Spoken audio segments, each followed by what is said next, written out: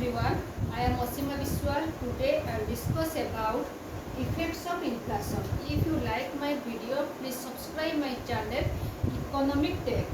Okay, inflation is good so long as it is well under control and increase output and employment. Inflation has wide ranging influence on economic, social, moral, political life of the country. Its various effects are those: A. Effects of production, B. Effects on distribution, C. Non-economic consequences. First, I will discuss about effects on production. Okay, according to Keynes, moderate or creeping inflation has a favorable effect on production, particularly where there are unemployed resources in the country. Rising prices increase the profit expectations of the entrepreneurs because the prices increase more rapidly than the cost of production. They are induced to step up investment, and as a result output and employment increase. Hyper and galloping inflation, on the other hand, creates uncertainty which is inimical to production.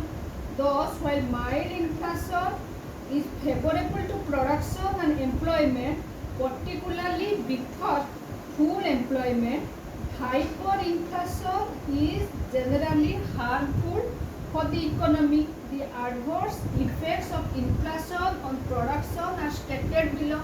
Okay, first, disrupts of price system. Inflation disrupts the smooth working of the price mechanism, creates rigidities and results in wrong allocation of resources. Second, reduces saving. Inflation adversely affects saving and capital accumulation. When prices increase, the purchasing power of money falls, which means more money is required to buy the same quantity of goods. This reduces saving. Third, discourages foreign capital.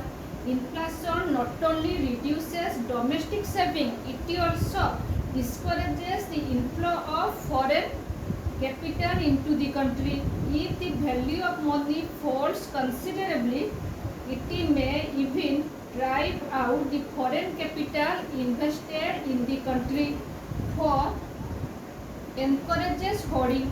When prices increases, hoarding of larger stocks of goods become profitable. As a consequence of hoarding, available supply of goods in relation to increasing monetary demand decreases. This results in black marketing and causes further price spiral.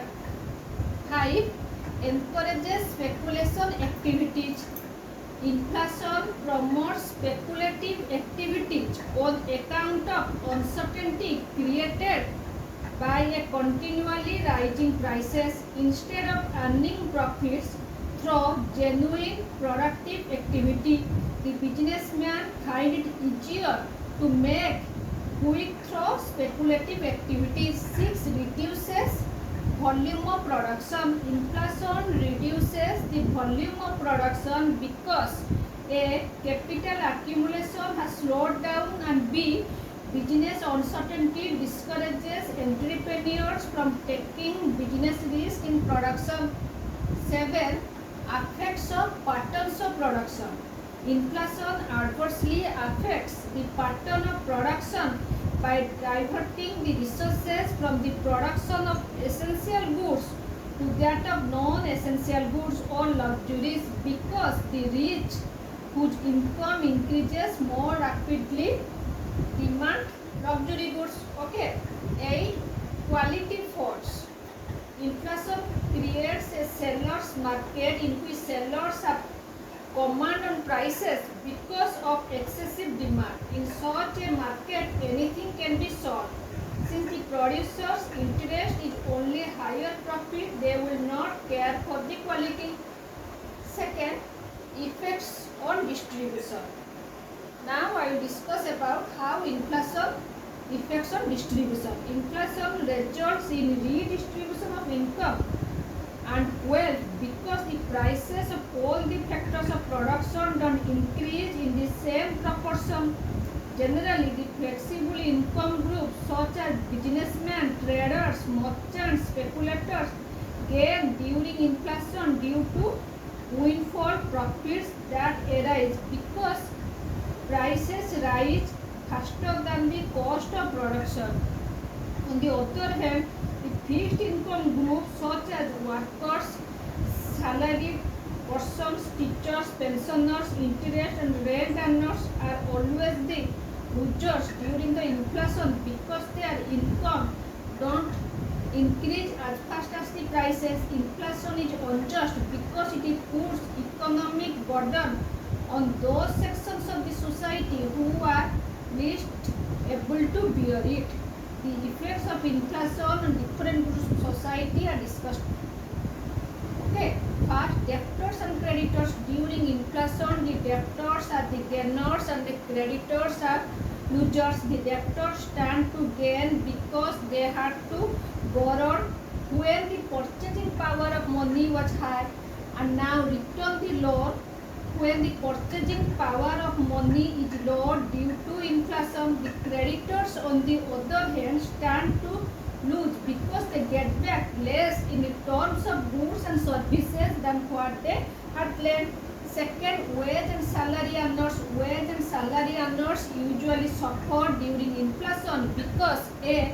Wages and salaries don't rise in the same proportion in which the prices of the cost of living rises. B. There is lag between a rise in the price level and rise in wage and salary among workers. Those who have formed trade unions stand to lose less than those who are unorganized. Third, fixed income groups. The fixed income groups are the worst sufferers during inflation. Persons who live on past savings, pensioners, interest and rent earners suffer during period of rising prices because their income remains fixed. For business community, the business community, that is the producer, traders, entrepreneurs, speculators, etc., stand to gain during inflation. A. They earn windfall profits because prices rise at faster rate than cost of production. B. They gain because the prices of their inventories go up, thus increasing their profits. C. They also gain because they are normally borrowers of money for business purposes. 5. Investors. The effect of inflation on investors depends on in which assets the money is invested. If the investors invest their money in equities, they are gainers because of the rise in profits. If the investors invest their money in debentures and fixed income bearing securities, bonds, etc., they are the losers because remains fixed. 6. Farmers. Farmers generally gain during inflation because the prices of the farm products increase faster than the cost of production, thus leading to higher profit during inflation. Thus, inflation redistributes income and wealth in such a way as to harm the interest of the consumers, creditors, small investors, laborers, middle class and fixed income groups, and to favor the businessmen, traders, debtors, farmers, etc. Inflation is society unjust, but it makes the rich the richer and the poorer. It transfers wealth from those who have less of it to those who have already too much of it. See, non-economic consequences. Inflation has far-reaching social, moral and political consequences. First, social effects. Inflation is socially unjust and unequitable because it leads to redistribution of income and wealth in favor of the rich. This widens the gap between haves and haves not and creates conflict and tension in the society. Second, moral effects. Inflation adversely affects business morality and ethics. It encourages black marketing and enables the businessman to reap windfall gains by undesirable means in order to increase the profit margin. The producer reduces the quality by introduction of adulteration in their products. Third, political effects. Inflation also disrupts the political life of a country.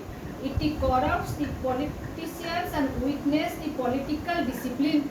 Against social inequality and moral degradation resulting from inflationary pressure lead to general discontentment in public, which may result in the loss of faith in the government. General dissatisfaction among masses may sometimes result in political revolution or toppling of the government. Okay, it was the hyperinflation in Germany during 1920s that made Hitler a dictator. It is correctly remarked Hitler is the foster child of inflation. In short, inflation is undesirable because of its all-round harmful consequences. It is economically unsound, politically dangerous, and morally indefensible. Okay, it should be avoidable if possible, and if it occurs, should be checked before it too late. Thanks for watching.